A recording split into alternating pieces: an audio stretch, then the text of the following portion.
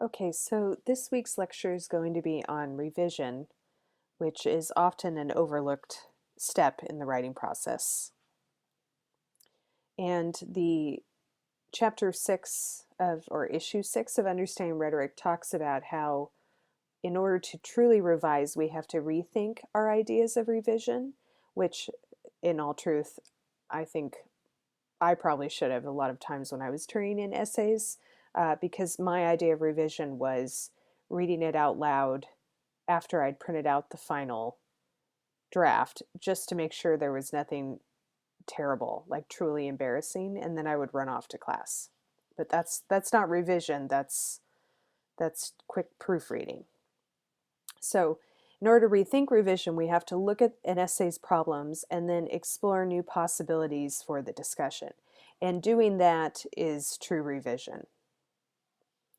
So in order to help us understand what true revision is, the chapter talks about how oftentimes our associations, which is similar to what I just said, have more to do with fixing surface errors. So people will say, okay, well, I'll look for any confused words or absolute carelessness, and that's revising the essay, but that's not really revising the essay. And in truth, the longer I teach, the more I find my students don't even look for surface errors. They just throw the paper in, hoping that I'll overlook a lot of things. So, there's confused words issue, right? Where you mix up your uses of certain words because there are other words that sound the same but are spelled differently. And then there's also carelessness with random capitalization, words actually missing, and even spacing issues. On more than one occasion, I've actually had students turn in a paper, and when I look for the period at the end of the sentence, there's a space between the last word and the period, and then there's no space between the period and the first word of the next sentence. And that doesn't make sense to me because we all know that that's not how it works, right? Okay, so in order to do that, you have to look at the big picture issues. You want to think about revising the thesis, right? It's making it stronger and representative of the larger paper, rearranging the paragraph order so that it's more effective use of kairos, right? Adding stronger sources. Sometimes I think we stick to the sources we have, even though they may not be the best sources, and deleting weak statements.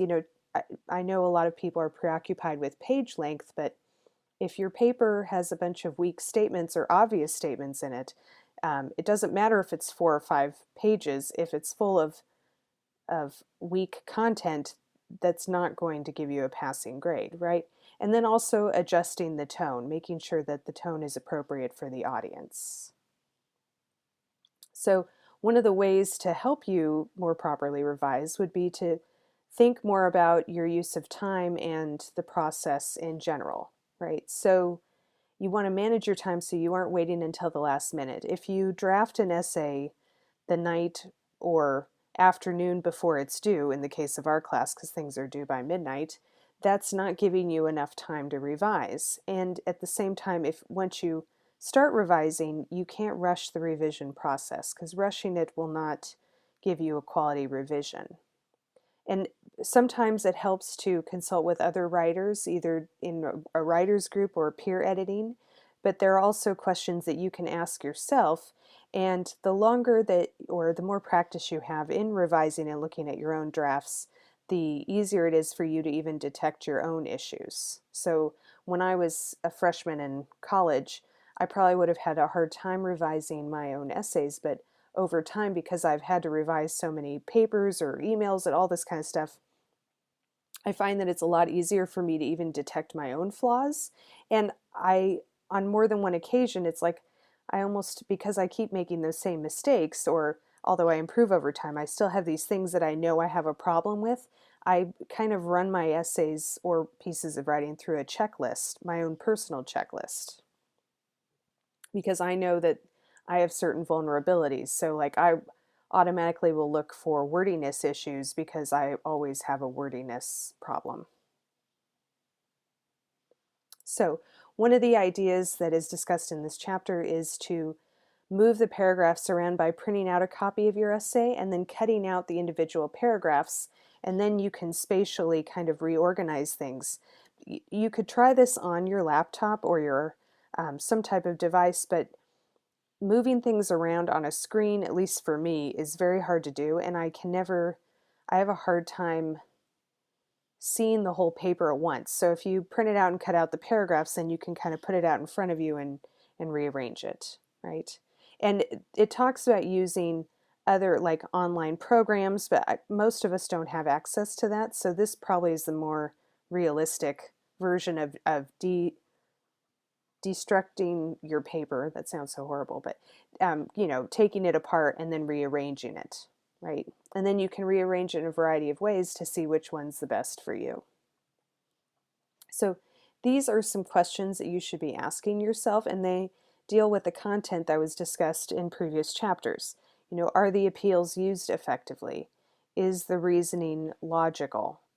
You know, do you have places where things don't make sense? Are the sources properly integrated? Do you transition and into a source and properly provide context before you quote or paraphrase? And then do you explain things effectively using analysis and implication? These are things that you want to keep an eye out for. Are different opinions represented? Are you giving the reader a well-constructed, well-rounded discussion? And this is a hard question to ask, but do you need further research? You know, sometimes we don't have enough, and you do have to go back and look up additional sources, and that's okay. I mean, if you revise early enough, then it's not as traumatizing. If it's 2 a.m. and you're trying to crank a paper out, of course it's going to be hard for you to find other research. So you don't want to back yourself into a corner by waiting till the last minute. And then, are there places that need further explanation? You don't want to think about all the different, you want to make sure you properly represent your logic. And to do that, you may need to take a step back and think about whether or not all the steps in your thought process are now on the page. Because sometimes they're not. Sometimes we make assumptions about the reader being able to get inside our head, and they can't get inside our head. All they have are the words that we're writing.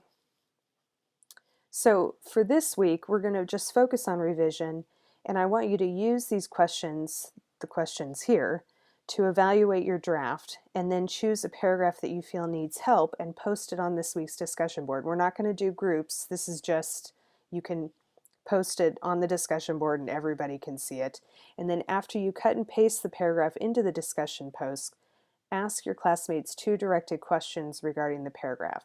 So, is the quote properly integrated? Do I need an additional example?